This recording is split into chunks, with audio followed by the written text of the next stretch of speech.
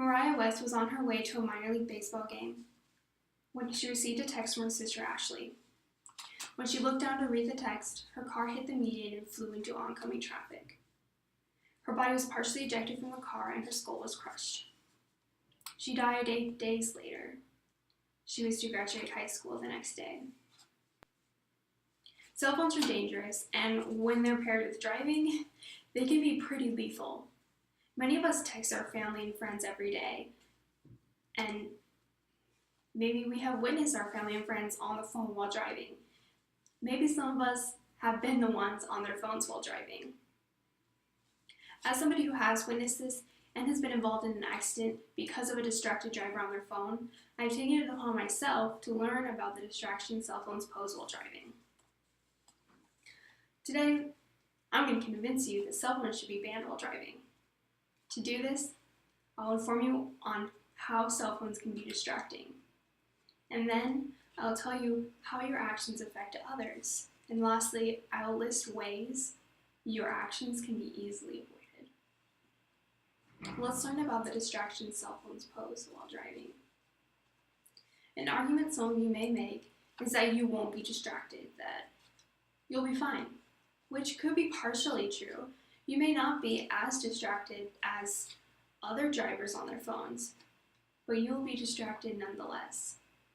According to the National Highway Traffic Safety Administration, it takes on average about 5 seconds to send or read a text. In that time, a car traveling at 55 miles per hour will travel the length of a football field. That's 120 yards with your eyes off the road.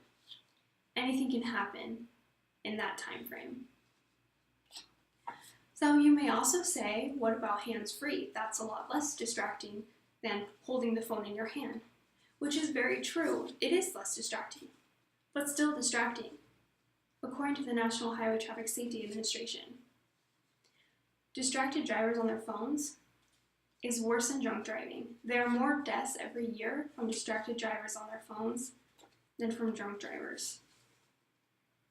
So I told you about the distractions cell phones pose. So let's learn about how your actions affect others. Some of you may say, you won't get into an accident, it won't be you, and if it is, you'll be fine, which you might never get into an accident, and you might be fine if you do. What about others? Have you thought about the passengers in your car, the drivers next to you, or the pedestrians on the crosswalks? It is not just you on the road. It is not just you your actions will affect. According to the CDC, in 2015, there were 3,477 deaths because of a distracted driver and 391,000 injuries. And this does not just involve the distracted drivers. This involves the pedestrians, the passengers, and the other drivers on the road that were affected by that distracted driver's actions. So I've told you about how your actions affect others. Now let's talk about how you can avoid these actions.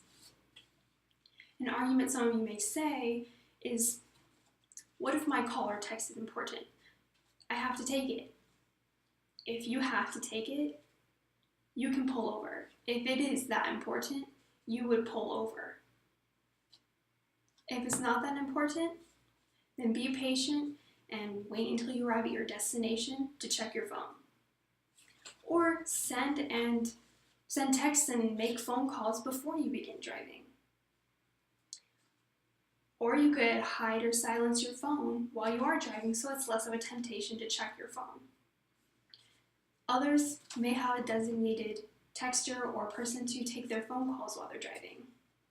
Either way, there are definite ways that you can avoid being on your phone while driving. According to a 2011 Harris poll, despite the clear risks, nearly half of drivers under the age of 35 who own cell phones text despite the clear risks their actions have. So today, I have told you about the distractions cell phones pose while driving, the consequences your actions will have on others, And I listed many ways you can avoid being on your cell phone while driving. Don't be living with the knowledge that the text you sent or the phone call you made cost somebody else's life. Don't live like Ashley West, knowing that the text you sent your sister was a text that distracted her and ultimately killed her. Don't be on your phones while you're driving, and stop somebody who is on their phone while driving. Think about the consequences and think, is it really worth it?